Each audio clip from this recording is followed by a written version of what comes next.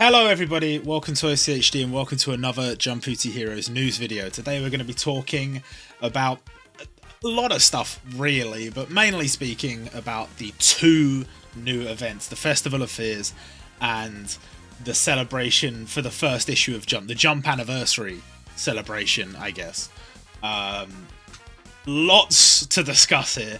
I think there's maybe some more negative points, more ranty points that I do want to talk about, but I think will be saved for more towards the end of the video.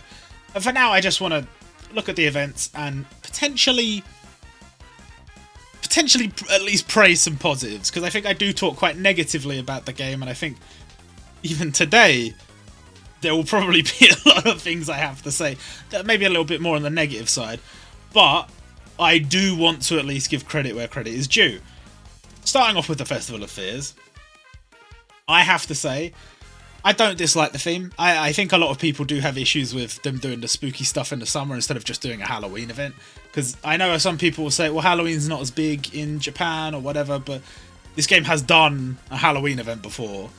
It even introduced costumes for Halloween, so I can see why some people would feel that way, but again, it's supposed to sort of be on the test of courage type thing. It's definitely a theme that's present in Japanese summer, so I think it's totally fine, and I think it does equate to quite a nice lineup of characters if you look at that introduction image.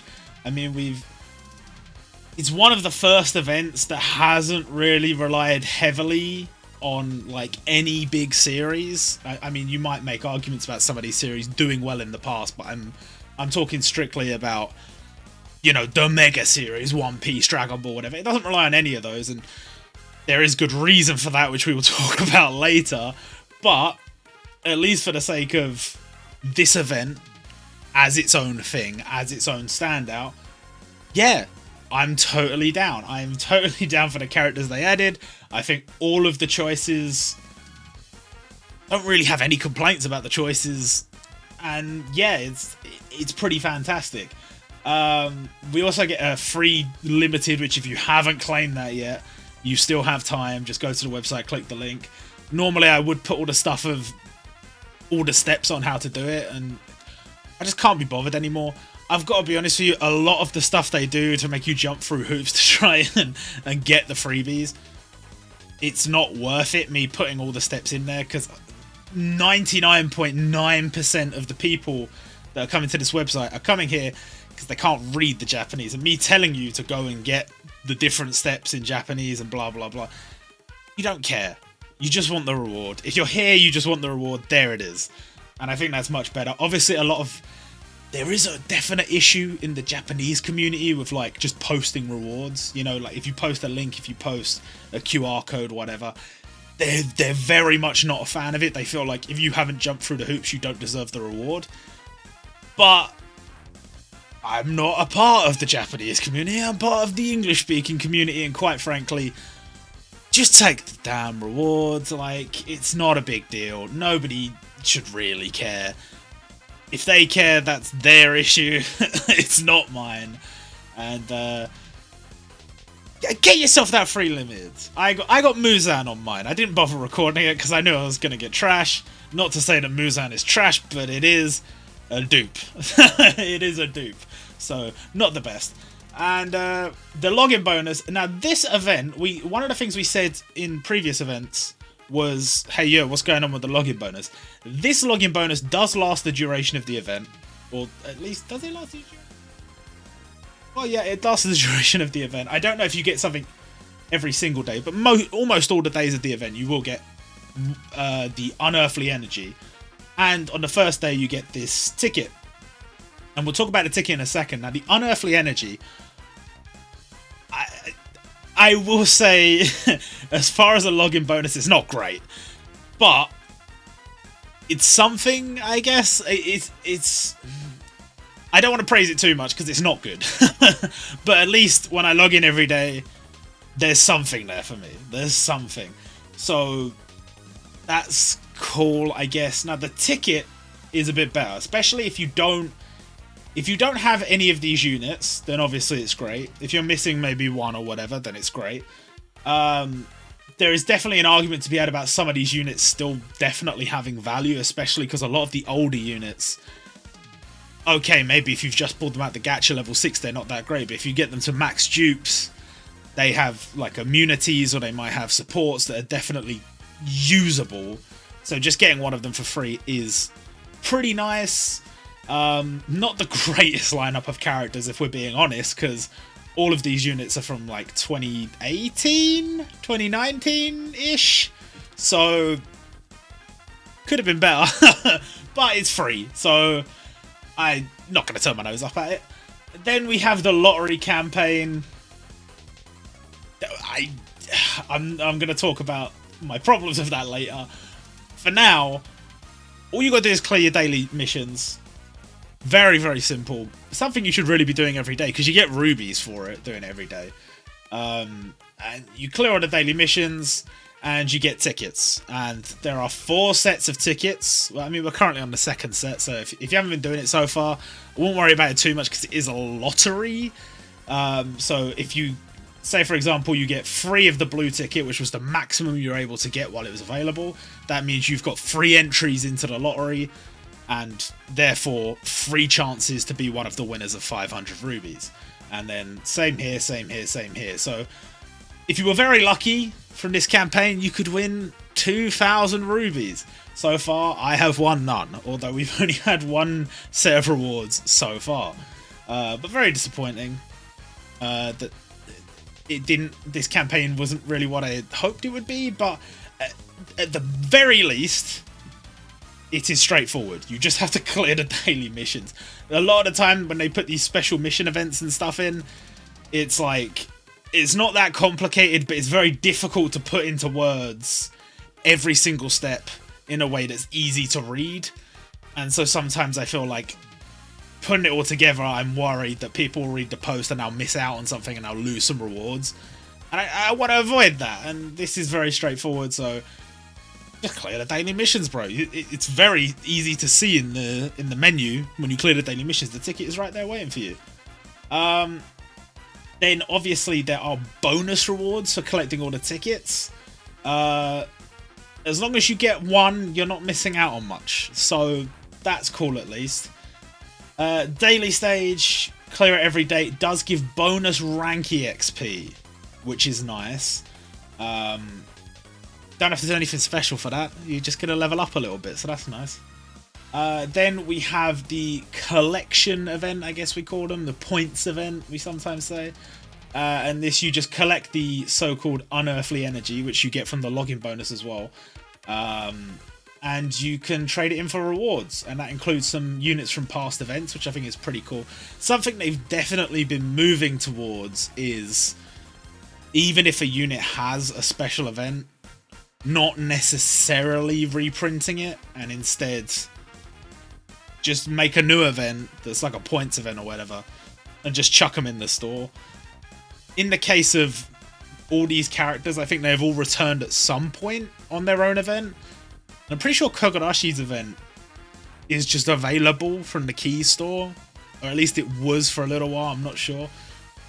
But it's still pretty cool that these units come back, and I think in the case of, say, for example, Enshu, even if they did like another Golden Week event in the same sort of, along the same sort of lines as the past one, they'd probably bring his event back again.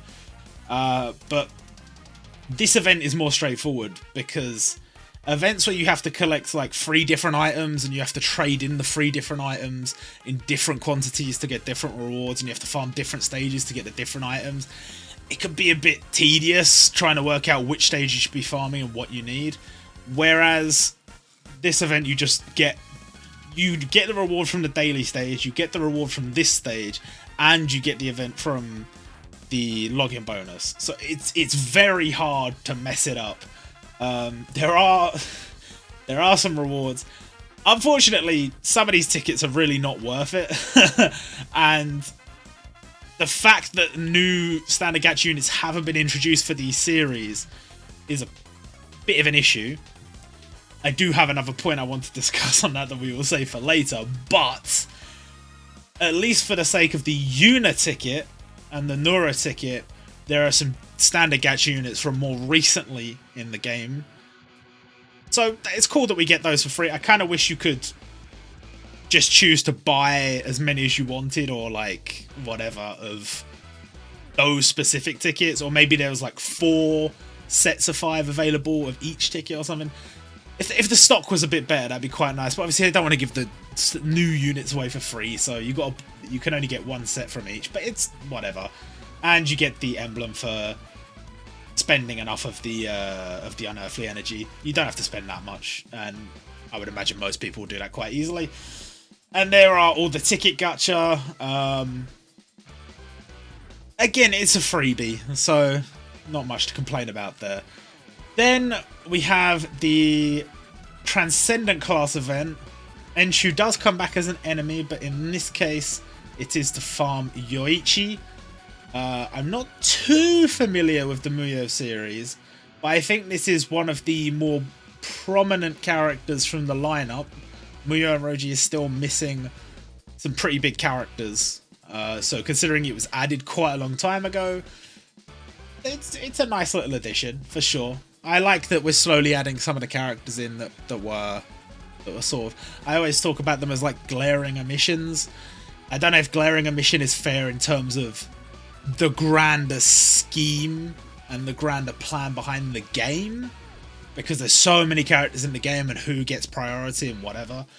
But in terms of the series individually, if you look at each series, there are some glaring omissions, and I think that's a nice addition. And I know there are some other quite popular characters from Musou and Roji. Hopefully they will make an appearance at some point.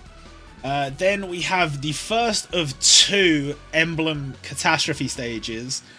As you all know, I'm not a fan of these, and in particular this one, although I will save most of my ranting for later. This icon was already in the game. It was used, it was like quite a while ago there was an event where you could get, it was like farming this item for one of the stages, and they've just turned it into an emblem. So not the biggest fan of this.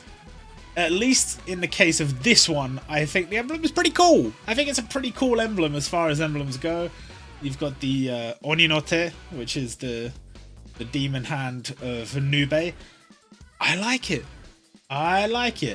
Then we have the Transcendent class event. They have finally added Yaya from Yuna's Haunted Hot Springs, which we're almost there. We're almost at the point where we have the full like base roster of the Haunted Hot Springs. Who are we missing realistically?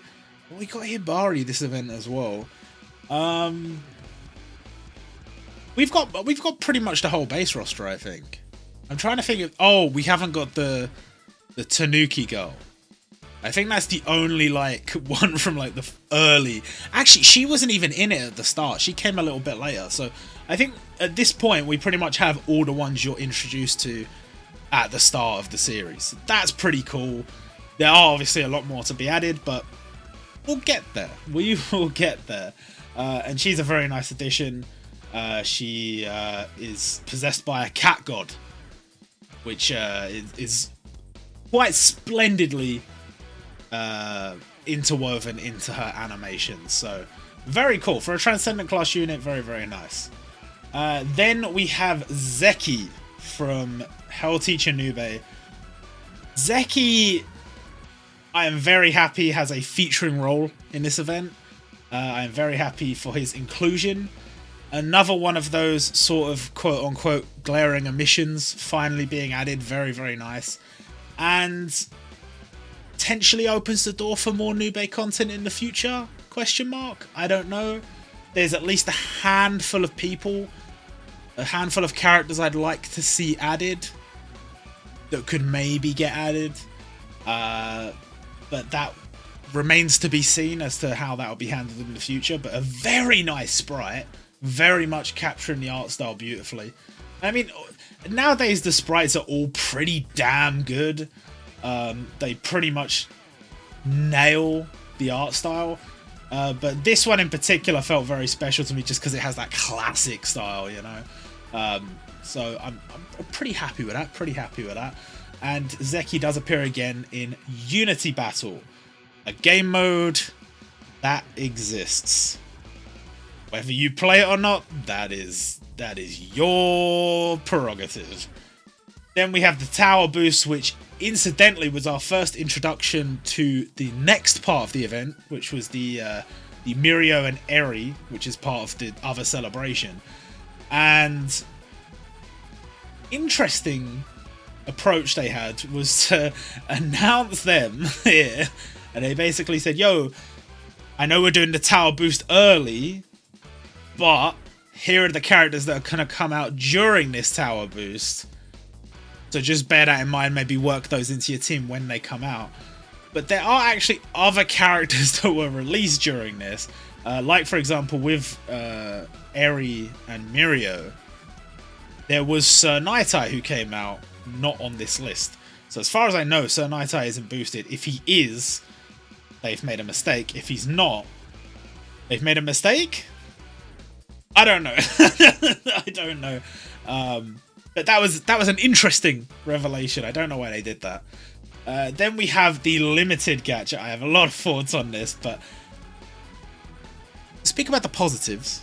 To speak about the positives, having 2 featured limiteds and 3 featured standard gacha is kind of cool, and it does mean if you would be happy with either limited, then it's kind of dope, because it means for the price of one limited, 9,250, you're going to be able to go up to the 9th multi, get one of them guaranteed, and you will also have gotten a standard gacha on the way up there, and the whole time had a chance at getting standard gacha units and limited. So pretty nice from that perspective, and all the sprites are sensational, absolutely sensational. The introduction of Hades from Shinigami Infirmary, which is very, very cool. Again, we're seeing some new series being added now that are maybe of slightly lower renown, but there is a big question around why certain series haven't been picked, and why the amount of new series being added has been a lot smaller than it was at the start. And I mean, obviously at the start they had so many more to work with, so many big series, but there are still some notable series, even if you exclude stuff like Jujutsu Kaisen and Slam Dunk and Chainsaw Man and whatever else. Even if you look back like the last 10 years, 15 years, there are series that are noteworthy, that have done pretty decent numbers, and yet haven't really got a look in this game. And it does feel a bit strange. I can definitely agree with some people saying that, like, there's got to be a problem. There's got to be some kind of issue there. But as to what that is and how the decision-making process works, I don't know much about that. So for now, just when a new series gets added, I think it's kind of cool. This is not a series I'm particularly familiar with, but I did have to look up little bits about it in order to do the news post, and it's a nice addition. It's a nice addition. Out of all of the characters added in this event, this Nube is... I'm so happy that this Nube got the chance to be limited. It's fantastic. And I would love the devs moving forward to do something like this more often. You know, there's a lot of characters that have kind of got that treatment of ended up being like a boost gacha unit or something like that as a new series introduction. And for example, like Hades is new to the game. So in that case, I absolutely think standard gacha is fine. Sometimes they'll make these units like event units. I'd prefer they didn't do that. I would prefer they make them standard gacha if possible, because sometimes it's the only chance for that series or that character to be represented in the game. So at least make them a standard gacha unit so they're going to have some use. Obviously you can make them an event unit and give them some use, but they're less likely to be useful long term if that's the case. But if a series is already in the game, example Nube, the series is already in the game, Nube is already in the game. When you make the version 2, if you make that a limited, that is awesome. That is what we want, especially if it's like a lesser appreciated series. They're not going to get another gacha game. They're not going to be featured in any other gacha game. So you're giving them an opportunity to be like decent and be usable, and for fans of that series that means a lot more, you know. If you think about Katekyo Hitman Reborn, those events have done numbers on this game, and the reason they've done numbers on this game is because the fans of that series have nowhere else to go. There are no other gacha games for them to spend their money on for Katekyo Hitman Reborn characters, because it just ain't there. There have been some things here and there, like special card games and like some knockoff Chinese gacha and all this stuff. But this is a proper licensed Weekly Shonen Jump game available in Japan on the App Store. And if you're a fan of these series, hey, you're loving life, and this is your opportunity. If you want to spend, that's what you're going to spend on. If you're a fan, that's what you're going to spend on. And I think Nube, I'm so happy. I'm so happy he got to be a limited. I think there's a lot of series in the past, say for example Cobra. When version 2 Cobra came out, that could have been limited. It wasn't, and I feel like at that point it's kind of like, come on. just come on. Why not? Why not? I know some people say, oh, well, who's summoning for that? Whatever. It's like, so what? They're going to drop like a limited whatever the next week, so like One Piece limited or Dragon Ball limited, and that's gonna take your rubies instead. If you're worried about that, then don't worry about it. But if you make them limited and you make them useful in PvP, so all the whales summon for it too, it's gonna do numbers anyway. It's fine. It's absolutely fine. So very happy with Nube's inclusion. I'm happy for the Nora fans. I think I should read Nora, because the little bits I've seen of it seem pretty damn good. And this is a good inclusion, I think. And as for Ryuji, I have some thoughts about that, I'll save for later. And Hibari, very, very nice. I don't know, I guess Hibari makes more sense than Yaya as the standard gacha. Still very cool. And the gacha format goes up to the 15th multi. On the 9th multi, you're getting that guaranteed limited. And you get a few guaranteed 5 stars along the way, and like I said, if you're only looking for either of the limiteds and you don't care which one, then this is one of the best formats. But I think for most people, they would be looking for a specific one, so it's not, but still pretty cool. Still pretty cool. Then we have the special ticket pack, which I don't recommend buying. We have the Battle Ready Gacha, which I don't recommend summoning on. We have some ruby packs, which generally speaking, I do not recommend spending your rubies on. They have updated, or sorry, spending your real money on, not rubies. They have the end of the month Superstar Gacha, which has been updated. So now it's like on the 3rd multi, it's guaranteed 5 star. On the 4th multi, you get a limited choice ticket fragment version 2. The version 2 including limiteds from 2021 instead of the one from before that had limiteds from prior to that. And it's also a boosted rate. On the 2nd and 3rd multi, 5 stars are 2 times more likely to appear, and on the 4th multi, 3 times more likely. So a 15% limited rate on the 4th multi. You would probably think, based on the banner image and based on all that information, it might be worth summoning on, but I cannot stress this enough. Do not summon on this shit. It is so deceptive. Of course you can get lucky, but one thing I always say is you have to bear in mind, what if I don't? What if I am the one unlucky bastard? How far am I gonna have to go before my wasted rubies turn into something worthwhile? And the answer on this banner is 40 multis. 40 multis. Bear in mind, they are not going to turn out cheap. If you turn out all 40, it is not going to turn out cheap. 40 multis, and you will get to choose one limited unit from last year. Now, if you go to, if I scroll down here, oh, I don't have any down here, but well, even up here, for the price, for the price of essentially 2 limiteds instead of the price of what's 40 multis, and normally it costs 9, so it's at least 4 for the price of at least 4 limiteds, as opposed to the price of what you would normally pay for 2 limiteds.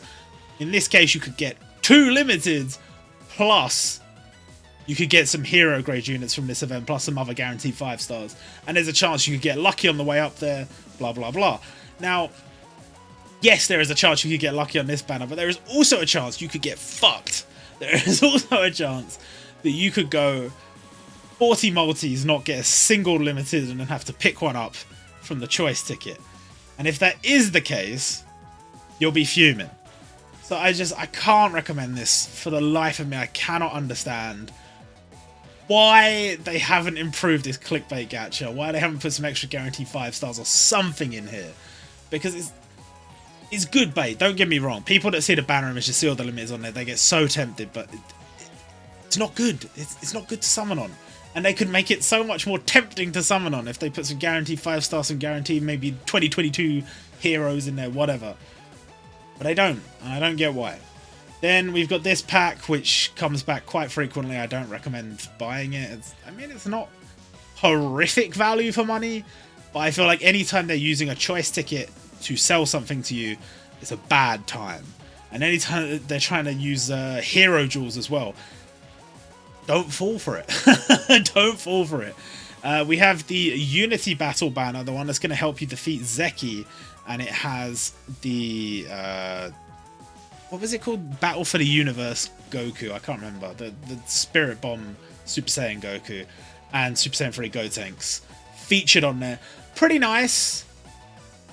I guess if you're a Dragon Ball fan, that might be one for you to go on if you don't have either of them, but it's not for me.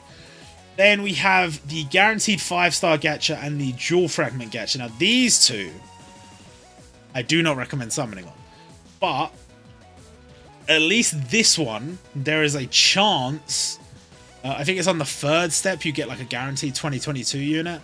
So it might be worth it in that regard, but I think generally speaking, I would avoid this one. And this one, this one I would definitely avoid, because all it does is give you 10 jewel fragments per multi.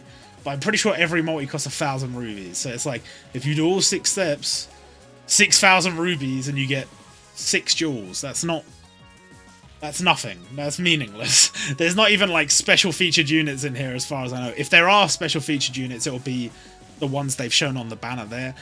Not anything from 2022, so not worth it. Then they have the special pack, which is only 490 yen. Assuming this 5-star ticket does have a restricted pool and does include characters from a set rather than all the standard gacha units in the game, it might be worth it, but we'll see. We'll see. And then we have the Unity Battle Scroll pack, which is not worth it, although I will say Ultimate Scrolls are growing on me as a reward, because they do give significantly more EXP and they give it to all skills, but I wouldn't spend money on it. But I mean, if they want to give it as a reward in an event, I'd be a bit more grateful. Now, moving on to the Shonen Jump first issue anniversary campaign. I guess we could just call this the Shonen Jump anniversary event. Now, this sort of came out of nowhere. Not exactly, because it did say on the roadmap there would be a campaign for the Shonen Jump first anniversary. This is the Shonen Jump first anniversary campaign, so fair enough, but it's not really a campaign in the traditional sense, because it's just an event. They're just adding characters, they're adding stages. It is a proper event. And maybe it's a bit on the small side, but when combined with the existing Festival of Fears event, kind of a big deal. There's kind of a lot going on. The login bonus will give you 300 rubies. That starts on 7/11, which I am told is when the first issue of Weekly Shonen Jump released. When I look online, that's not what it says. Anywhere I seem to look, it seems to suggest that the first issue did not come out on the 11th of July, but that is when Jumputi always seems to celebrate it, in July. So, I mean, we don't normally have a full-on celebration for it, but they have mentioned it in the past, so I'm not really sure, but we gotta roll with it. 11th of July, that is Shonen Jump Day. And this year, I mean, they're doing something for it, but it's maybe not as big a deal. Next year, I expect something big. 55th anniversary. Something crazy is going to happen. What that'll be, I don't know. Will Jumputi make it that far? Because there's a lot of naysayers, especially in the Japanese community. I don't know. But we will see. Then we have the first proper, actually only proper Catastrophe class event. And when I say proper Catastrophe class event, I mean an event that drops a new character in the game, and if you beat the hardest difficulty, you get a costume for said character. And this is the only one between these two events, but it is Sir Night-Eye from My Hero Academia. Now, interestingly, this whole event is mostly, entirely comprised, now that I think of it, of content coming over from the Tier 1 server, but more importantly, coming over very recently. And Night-Eye and Sengoku are two of the characters coming over. They both have aura costumes, but they are slightly tweaked from their Tier 1 versions. Now, I don't know if there's any significance to that. There probably isn't. But it's interesting, and the character choices are interesting.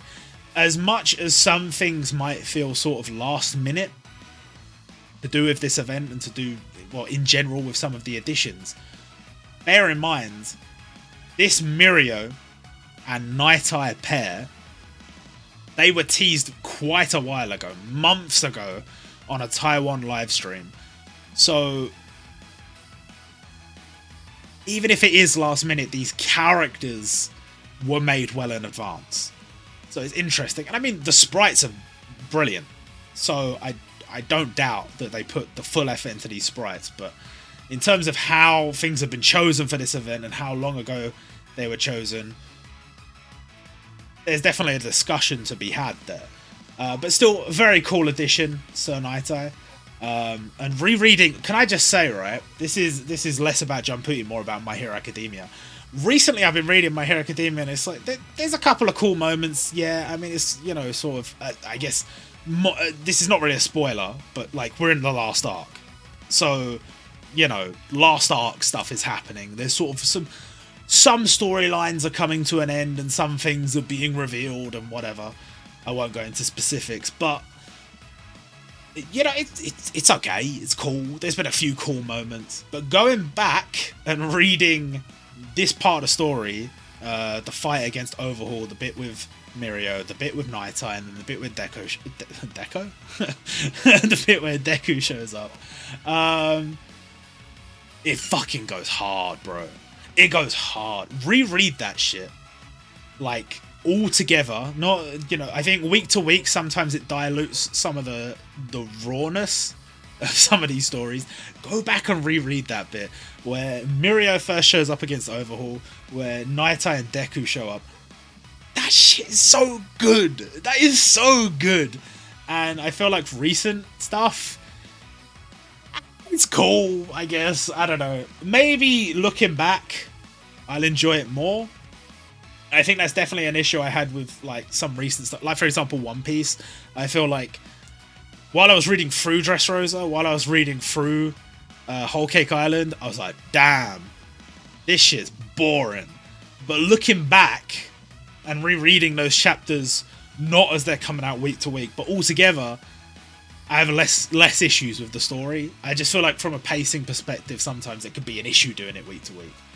So maybe I will be okay with how the current arc is going in My Hero Academia. But that storyline, even though I don't really give a shit about Overhaul, that storyline bangs. So very happy to see them added, of course. Then we have Sengoku, who is in a special event. Now, this is particularly interesting because we have Sengoku drops in from this event where you farm the medals. You don't actually, this is not like a store event where you trade in the medals. It's missions. You collect the medals and it unlocks missions, which gets you all the rewards, which, is it better? Is it worse? I don't know. It's slightly different. So it's cool. Plus you get some rubies. Cool stuff, cool stuff. But we got this. they have reintroduced era tickets specifically for this event. You're only going to get one of each for this particular one, because they have tweaked them quite significantly. For a start, they are no longer singles, they are now multis. They are five character multis. So that's cool. Plus they're all guaranteed 5-star, so that's cool. I will point out, this infographic, even if you can read Japanese, is misleading. I have seen Japanese players going, hey yo, what the hell's going on here? You've got Inamaru in there, who is a unit from 2022. You've got Tanjiro in there, who is a limited, and you've got Goku in there, who is an event unit. So you could easily be misled into thinking that these tickets are crazy, and they've got limiteds on there, they've got new standard gacha units on there, they've got event units on there. No. What they are showing you there is the stage bosses, the characters you will be fighting against on the various stages of this event, or at least I don't know how it works exactly because the event's not out yet. I don't know if it's each individual stage or whether it's like a random boss shows up or whatever, but that is what they're trying to convey to you. Characters from this era, sort of thing. Not specifically these characters will appear on the tickets, because that's not the case. The tickets only have units from the standard gacha pool between the start of the game and the end of 2021, not including seasonal units. So it's whatever. Obviously each ticket will only have characters from that era, but it is a relatively unremarkable reward in the end. But what's cool is that they have acknowledged the 70s is its own era and 2010s is its own era. Before, the only eras in this game were 80s and before, 90s and 2000s and after. So there's at least that. Admittedly, Jump does have 60s technically, but I think because it was such a short period, and as far as I know, I don't know if any series that were actually present in the 60s have appeared in the game. If they have, only barely, so it's not represented, so there's no point in putting a special ticket special event. How would you even make a gacha out of that? They just wouldn't do that. And as far as anything after the 10s, there's nothing in the game yet. There might be at some point. There's definitely enough series that have done something worthwhile that they could maybe get added at this point, but so far, no. But anyway, I at least think it's cool that they've changed the eras up. I'm going to update the eras on the database to actually reflect the accurate eras, which I think is nice, because I only had it in this janky way because that's how the game had done it, and then they stopped using the era tickets, and I'm like, well damn, and I've just got all this data on the database that means nothing. But hey, I can update it and it's going to be cool. So very nice. You can get the Jump Pirate Man. I actually don't know what his name is. Jumpman. You can get Jumpman as an emblem, and those are the boosted units. And there is Sengoku with his very nice golden aura thing. He obviously goes big golden Buddha mode in his ultimate attack, which is very cool. And there are some of the rewards. You get some rubies, get some good stuff, very nice. And there is also this other thing which we need to talk about. Now, we've had the mini jumps before, but this one in particular is a special 2022 edition. So here's the tickets we were talking about before. Obviously, guaranteed 5-star from that era, which is nice. If I scroll down to here, the mini jump, you can see, gives you 10 units instead of 5, and you get a guaranteed 5-star. Again, essentially, it is an unremarkable reward. But, I mean, I guess it's just a guaranteed 5-star ticket, plus some other units, so you can't complain too much. But it does annoy me that they sort of labelled it as the 2022 edition. Doesn't have any 2022 units on it. That's a bit disappointing, I gotta be honest. But it is what it is. Then we have the special campaign for the discounts in the event droplet store and the trade medal store. Both will be 54% off. This is something I really do feel the need to mention. This is not necessarily a complaint or anything. This is just something I need to say, because the timeline is fucked. The roadmap is fucked. Everything's sort of out of order. But one thing they did mention in the past was that they are going to add new characters to the medal store. They haven't done it yet. It was something mentioned quite a while ago, so I don't know how, to what extent they're going to stick to it. Hopefully they do. But just bear in mind that they never do this. I know it's the 54th anniversary of Jump or whatever, so maybe that's, you know, justifies the discount. I'm not saying it doesn't. And I think it's very cool. But just bear in mind, they never do this. And so if they have done this, there is a very, very, very, very, very, very, very good chance that we're finally going to get a character introduced to the medal store. I would not be surprised if during the One Piece event they do introduce a medal character from One Piece. They might use one of the other characters they have sitting there from one of the other series. I don't know, but I am fairly certain they've done this discount and people are going to spend their rubies, or sorry, their medals on getting extra copies of Dai or getting extra copies of Shiryu or whatever, or maxing out the event units they missed out on. Everyone's going to be low on medals and they're going to drop a new character. Unfortunately, that's just one of those things. It's just one of those things. Then we have Limited, Lemillion, and Eri. I was properly hyped when this unit came out on Taiwan. I was like, yes, I hope it comes out at a good time on Japan. And unfortunately, it came out on a bad time on Japan, because it came out like a few weeks later.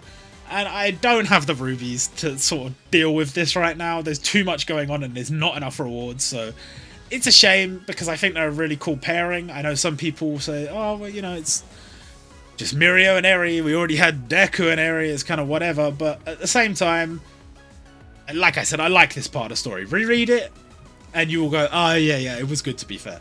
So I have no problem with their inclusion. I think it's quite nice. Then we have Garp, who has been downgraded from a limited to a standard gacha. He was limited on Taiwan not that long ago. Interestingly, that looks really janky when they introduced it on Taiwan, because like the logo was weird and like all the colors didn't make any sense, because it was very unclear what type he was supposed to be until they just straight up said it. Like all the banners and stuff seem to be leading in certain directions. Maybe he's blue, maybe he's green. He was yellow in the end. And he's yellow here. And I'm okay with it. I think it's pretty cool. I think he is definitely a character that could have been classed as limited worthy in another universe, potentially Musou worthy. I don't know. But, you know, I'm not complaining. I think he's kind of a cool addition. He's a boost unit. I'm not going to summon on it, but still nice. And the featured units on this banner are okay, I guess. Whatever. Then we've got the limited choice ticket pack. As always with these ticket packs, my only warning is 10,000 yen is a lot of money, but you want to go for it. Gives you a choice of a limited, so there is an upside to that. It goes as far. This is the one thing I will say in terms of value.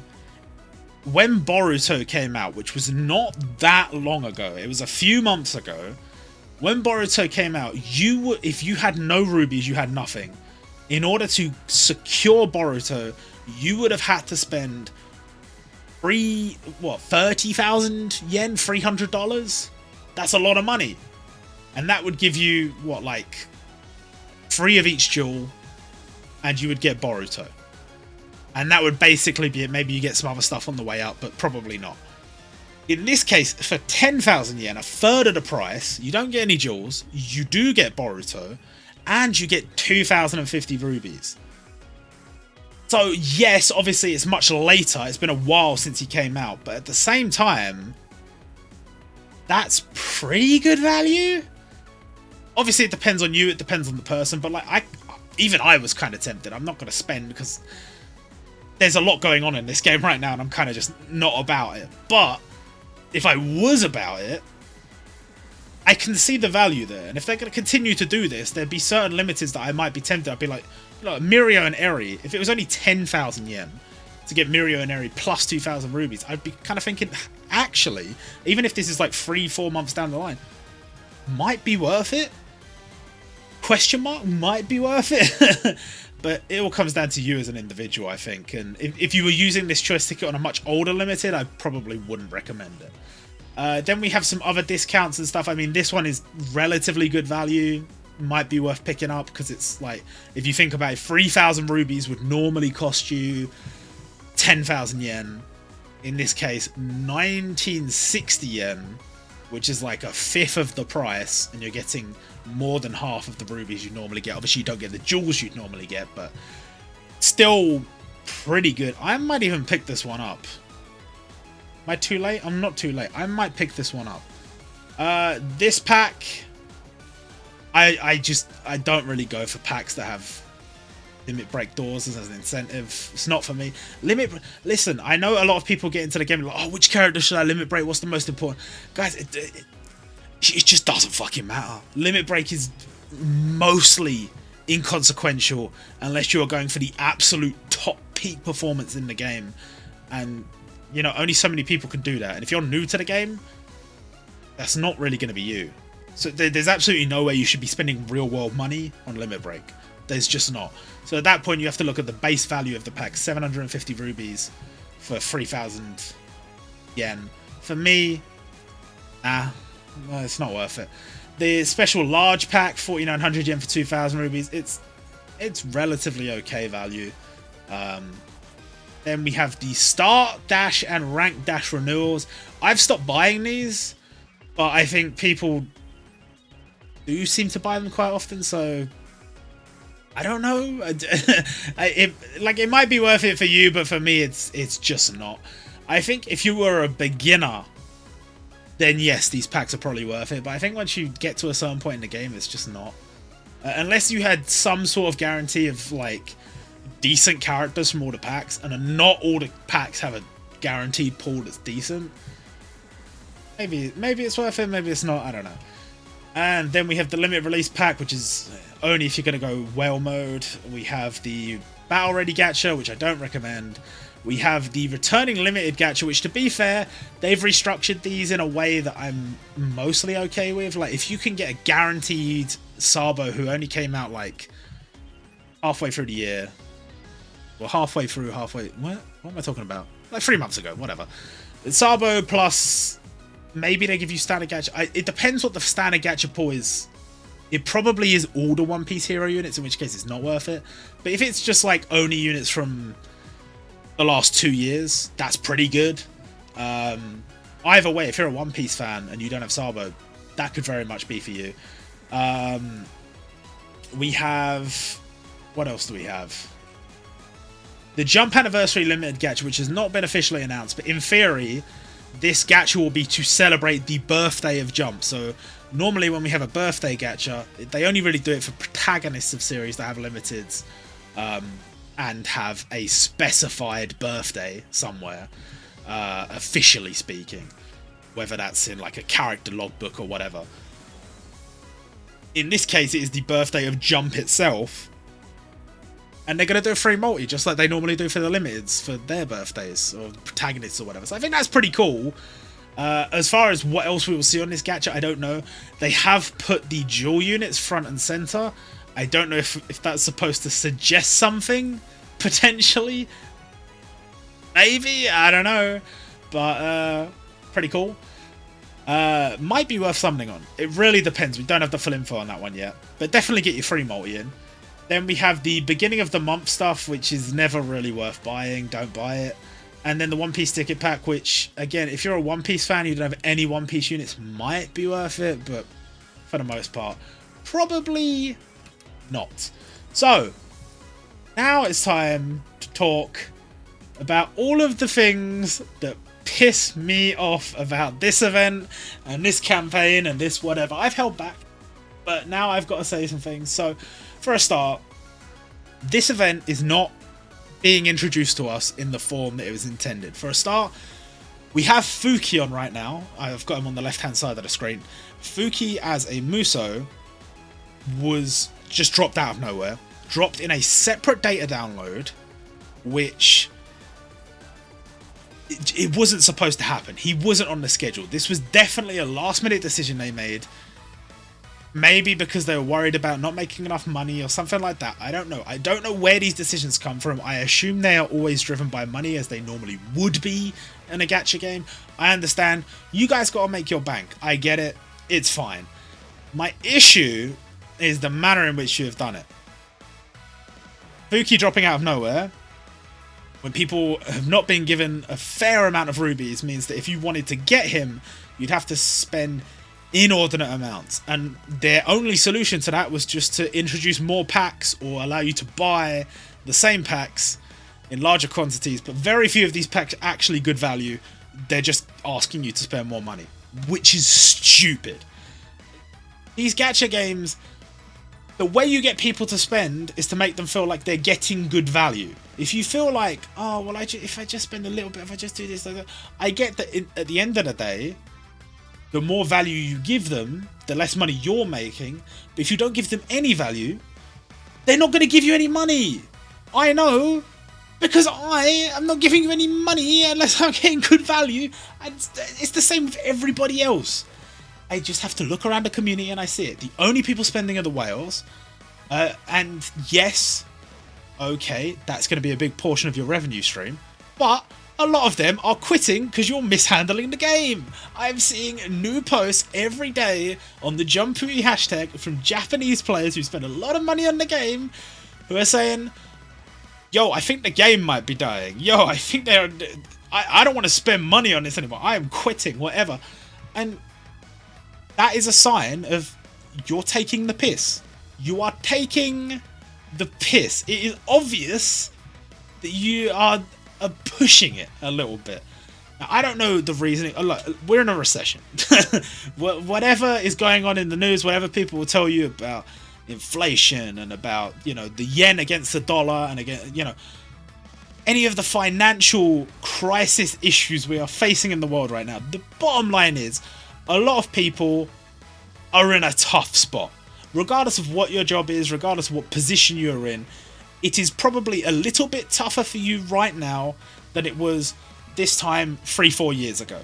And I think that's pretty much universal, regardless of the country and regardless of the job you're doing. Just, that's how it is. So, I can understand the desire to want to make a little bit more money from your game in order to carry on funding the game and carry on allowing players to play the game. You gotta make your money in order for us to have a game to play. I am on board, I get it. And they've had some issues. They've had some delays. You know, obviously the roadmap has changed significantly since what they actually introduced to us. Things have changed a lot, especially with the My Ship update getting delayed. Look, you're going through some struggles. I understand. But you are actually actively harming your revenue stream by acting so unbelievably greedy.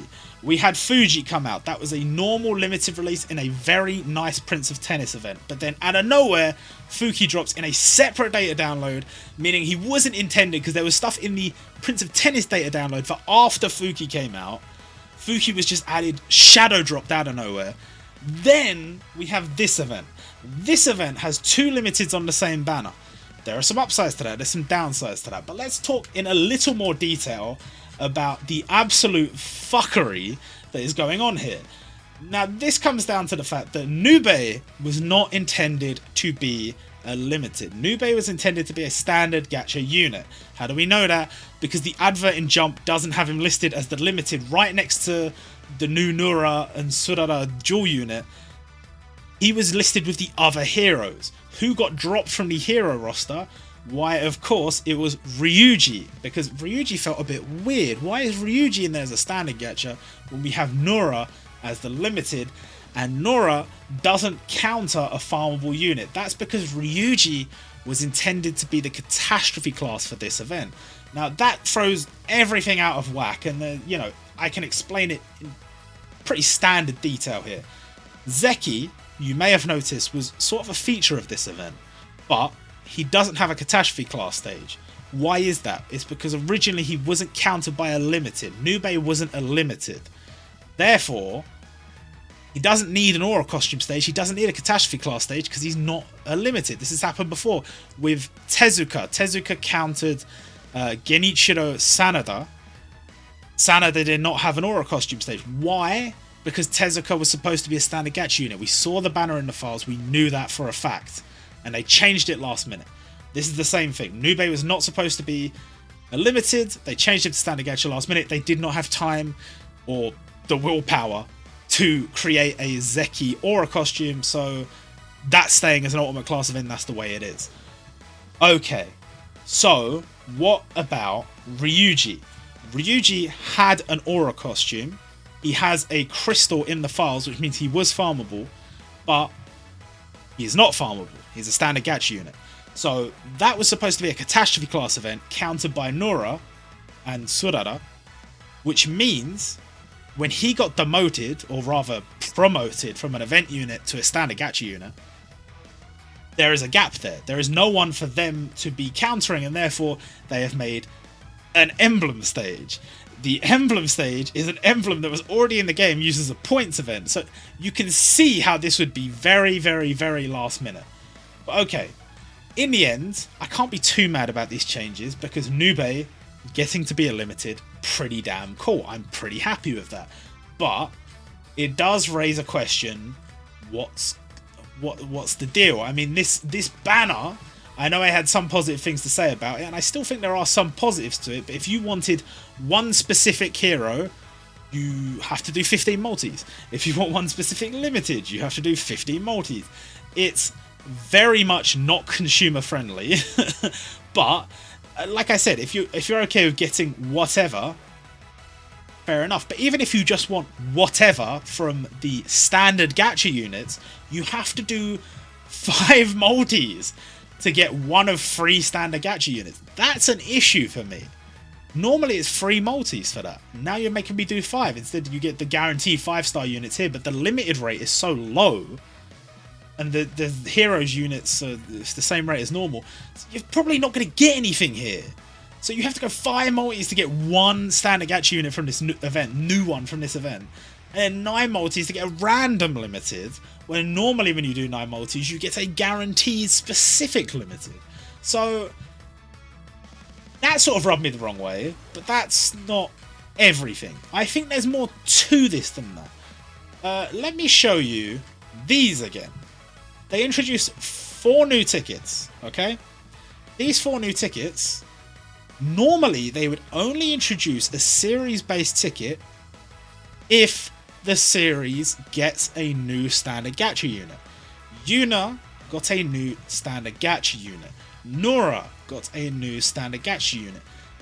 Nube was supposed to be a new standard gacha unit. We saw that in the files. So I theorize, even though, you know, we saw the scan and we saw the standard gacha units listed there, I theorize that there may have been one more event in this, and that we would have had a farmable Muyo and Roji unit, potentially the one we got, Yoichi, in some kind of points event or something like that, and we would have had a boost gacha standard gacha unit from Muyo and Roji. I think somebody got dropped from Muyo and Roji, because there's absolutely no reason to introduce this ticket otherwise. There's no reason for them to have made this item, to made this banner. There's no reason for it. So I theorize that that was the case.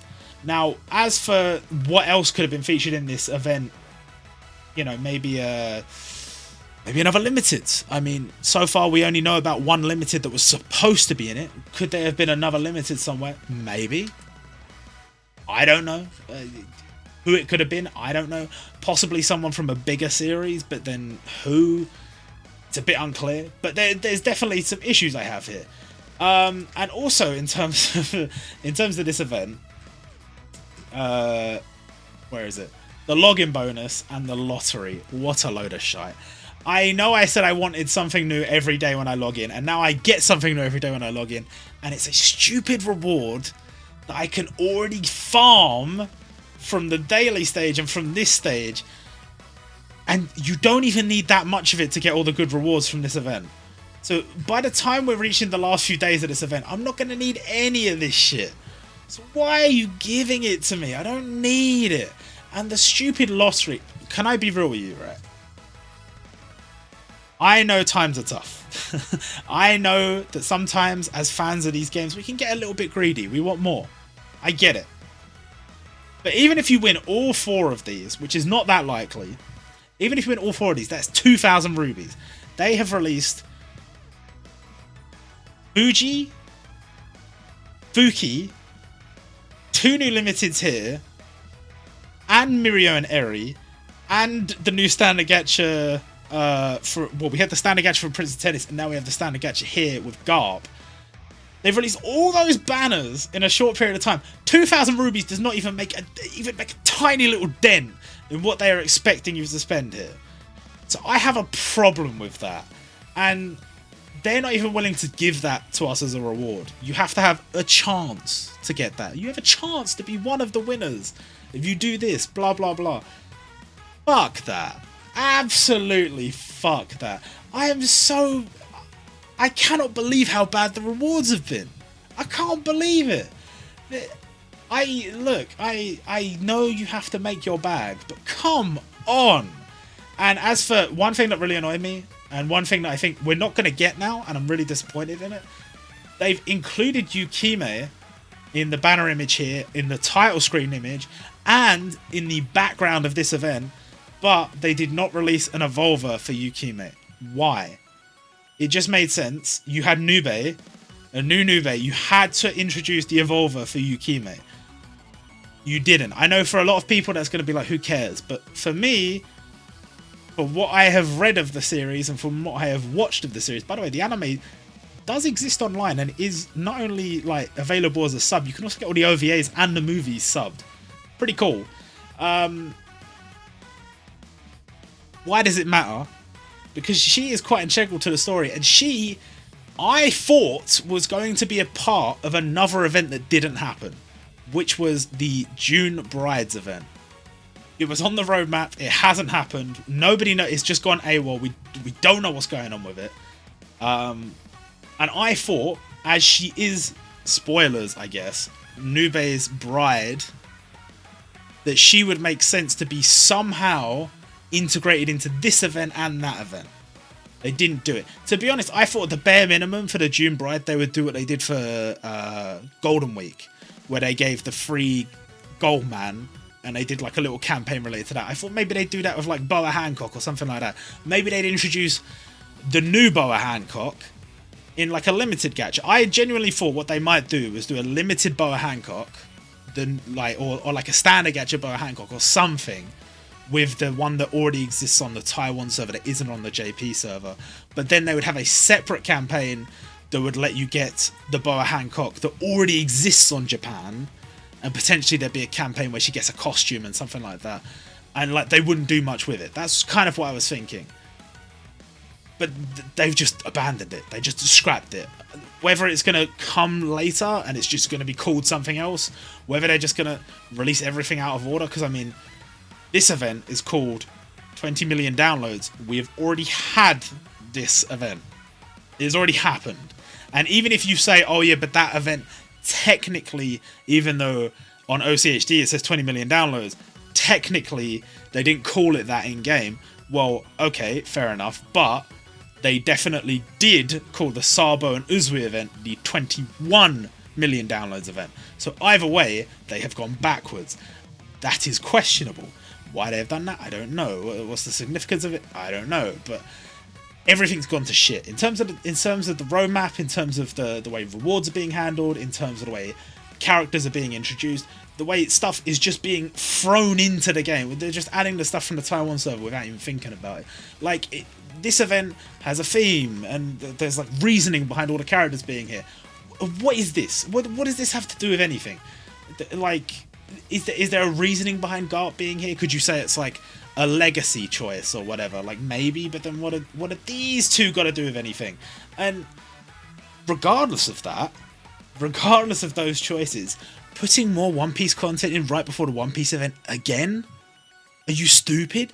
And one of the big things, one of the huge issues I have is the fact that when they do One Piece Day, it's always like, we gotta go hard on One Piece Day because it's One Piece Day and everyone's gonna be all hyped about the One Piece characters. You stupid idiots. You don't get it.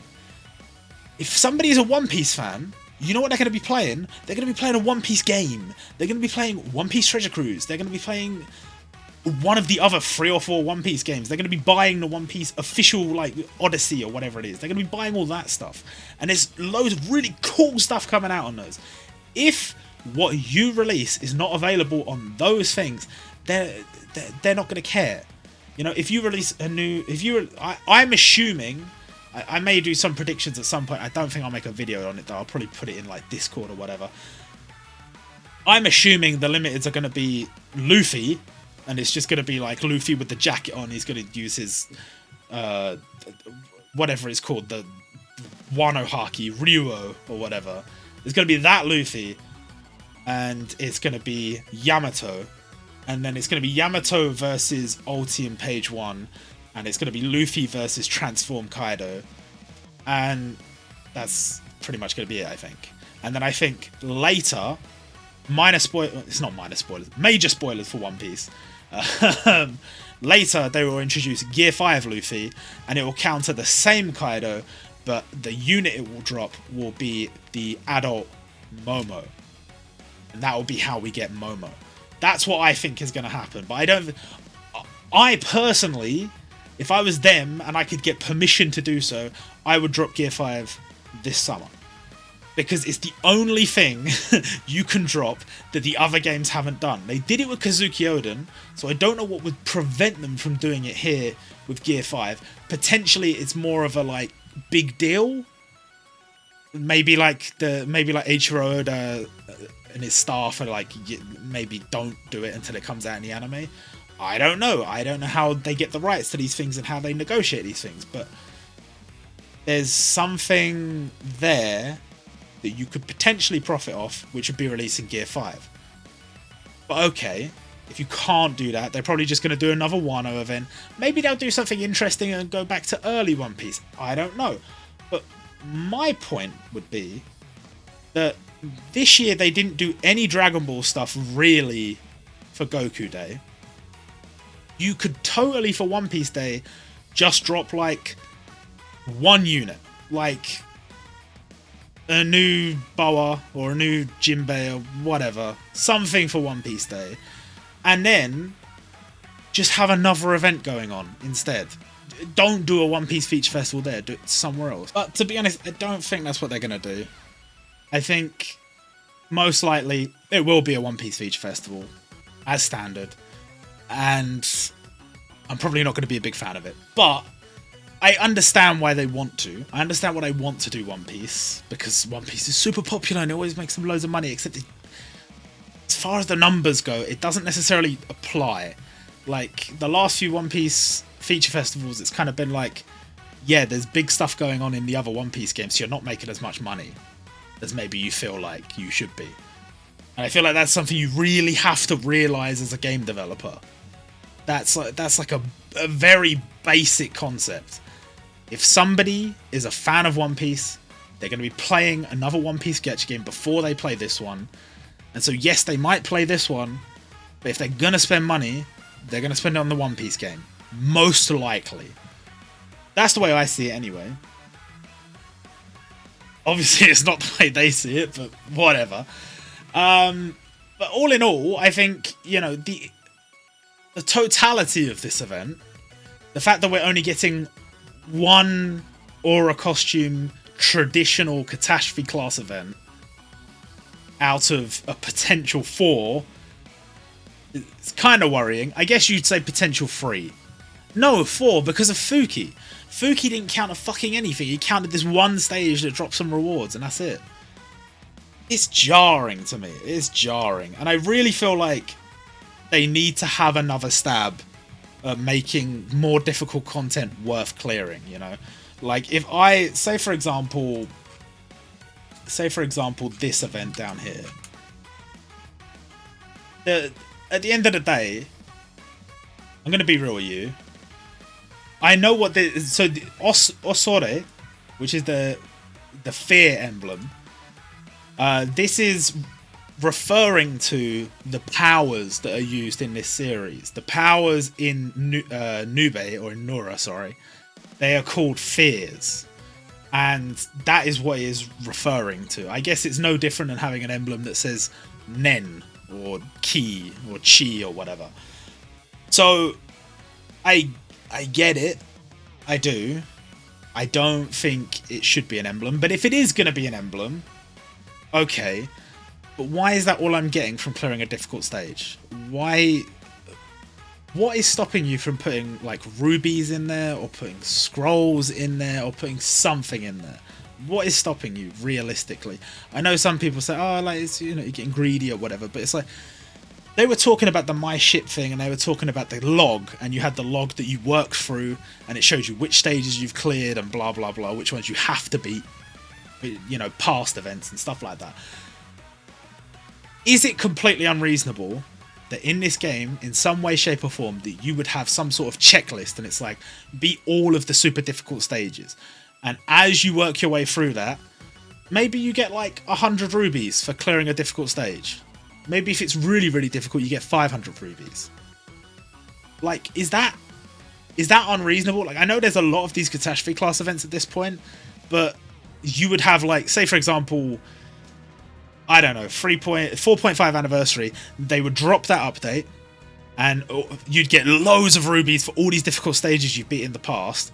But then once you've used those on whatever Musou Unlimited they released there, you're back to square one, which is exactly what they've done in the past when they've added missions that give you additional rubies for reaching certain levels and stuff like that.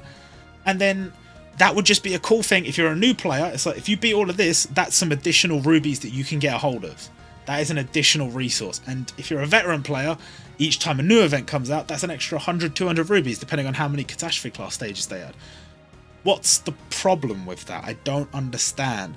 I get that you might say, oh, that might upset like the economy of the game, but it just fucking, it doesn't. It straight up doesn't.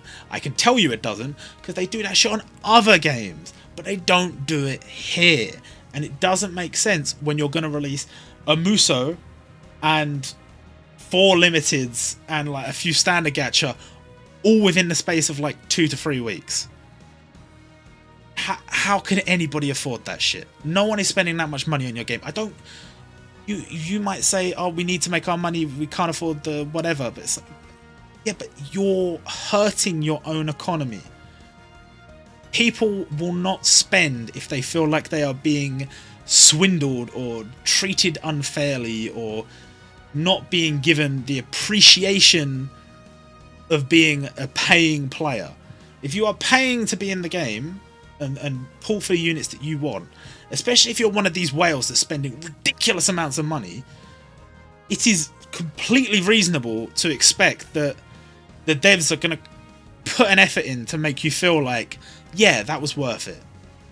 And if they haven't, it's like, well, what the fuck am I doing here? And you can see that. Go and look on the Jumputi trending, or sorry, on the hashtag, and, you know, even if you just Google Translate the tweets, if you scroll through, you will find them. People just saying, wow, this is ridiculous. They shouldn't be doing this. They shouldn't be doing that. Why are they releasing so many units all at once? They're not giving us enough rubies. I can't afford this, blah, blah, blah. There's so many comments like that. And I get that some people will say, well, you know, that's just, you know, that's the nature of social media. You're going to have the vocal minority or whatever. But you are still losing paying players. And you are getting paying players who will continue to play your game, but not spend anymore. Because they don't feel like they're getting good value for their money. And I at the moment, I'm kind of thinking, yo, why am I spending? There's no reason to spend. So I'm kind of feeling like I don't want to. I would have gone for Mirio and Eri had they been introduced in a different scenario. But along with all these other units, and bear in mind, a lot of the Japanese players don't like leaks, but I genuinely believe that that's a really terrible take on how things and how they are getting the information, because let me tell you something, if I know what's coming, I can spend in a more reasonable way, and I can say, okay, If I know that, say for example, Mirio and Eri's coming, maybe I don't spend on the banner before. If I know. But if I don't know, I might not spend at all.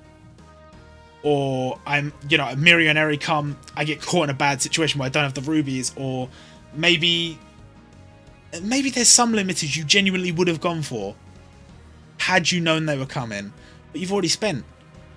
It's too late, and it's just like, well, I can't afford to. Maybe I can afford to buy 1 pack, but I can't afford to buy 3 packs to buy them, so I can't do it, so I can't summon on them.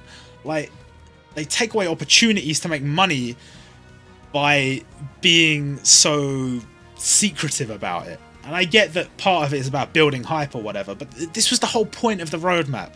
If you knew what was coming, you could save to a certain extent, and then you would spend to get the rest of the way, and it's not that big a deal. But if you have to buy 3 packs that cost 10,000 yen every time, you're gonna have to stop eventually. You just are. And especially in the case of this event, there is definitely a feeling of, if they're going to release this much stuff all at once, how do I know what's coming next? Like, One Piece is probably going to have 2 limits, but what if they introduce some other bullshit? What if they introduce some other limited out of nowhere, completely unrelated to any other events, and I can't afford it? I can't do that. So I might save for a limited that I didn't have to save through, just in case. You don't know. Anyway, I think there's probably some other stuff I wanted to touch on. I did a lot of ranting. I don't know. My main points are, I'm kind of disappointed Zeki didn't get a catastrophe costume, because I was really happy to see him added. I think his sprite is really cool, and I think he deserved one, but at the end of the day, his inclusion is what it is.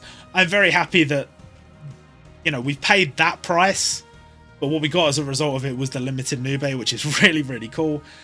There are downsides to that, of course, the way this banner's been handled, and just the way they haven't really thought things out, I don't think.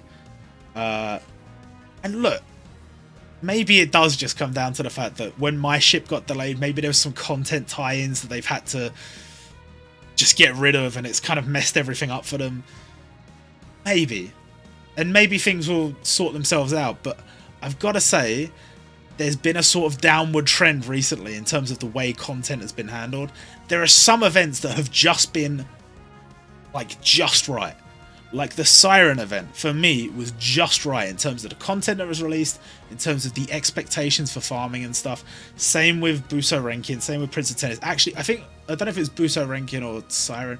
One of the events someone was saying was a bit too short, and I think that was fair enough. But in terms of the content and what I assume was the intended length of the event, it's fine. It's fine. But every so often they'll drop an event like this, and it's becoming more and more common, and it just feels like these sales packs aren't going to speak to a lot of people in the same way that the old ones did, and these gacha are not going to speak to people in the same way. And it's a shame, because I genuinely think if you look at this banner image, that is sick. This is so different. This is so awesome. And the only way they were able to justify it was putting in a load of bullshit. And that's a shame, because that's what this game should be about. A bunch of series. You can't...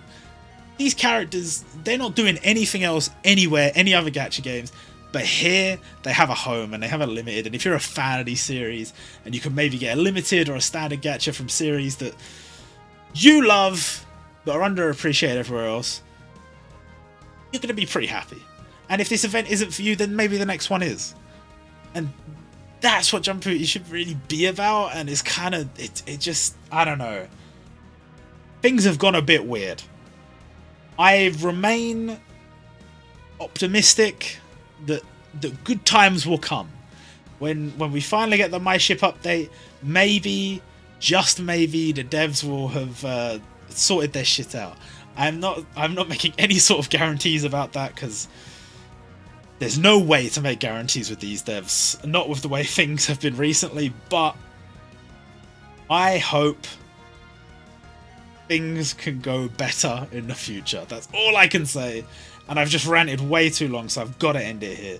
But if you got this far in the video, you're an absolute trooper. I don't know how you did it, but shout out to you. And that's going to do it for this video. I will have some summons up soon enough, so look forward to those. And then I'm probably not going to be summoning again for a very long time because I don't really want to spend money on the game and I want to save up. So we'll see what happens from there. I have some other video ideas. I don't know when they're going to come out, but we'll see. And yeah, that's it for today. See you guys next time.